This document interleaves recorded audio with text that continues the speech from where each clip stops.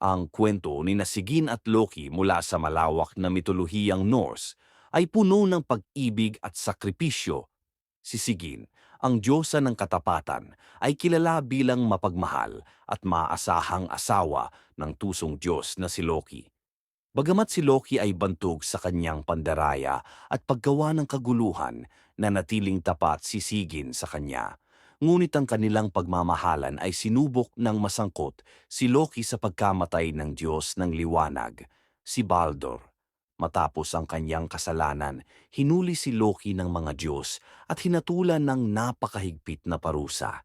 Siya ay iginapos gamit ang mga laman loob ng sarili niyang anak at inilagay sa ilalim ng isang nakamamatay na ahas. Ang ahas na ito ay patuloy na nagbubuga ng lason sa kanyang mukha, nagdudulot ng di may paliwanag na sakit. Ngunit hindi iniwan ni Sigyn si Loki.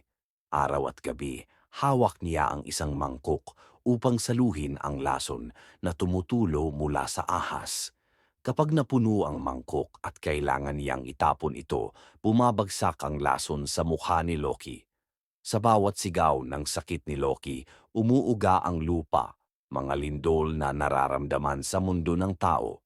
Sa kabila ng lahat, nanatiling matatag si Sigyn.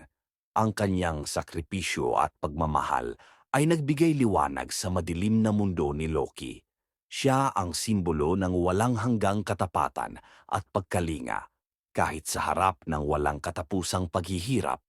Ang kwento ni Sigyn at Loki ay isang paalala na ang tunay na pag-ibig ay handang magtiis, magsakripisyo at manatili kahit gaano man kahirap ang landas na tatahakin.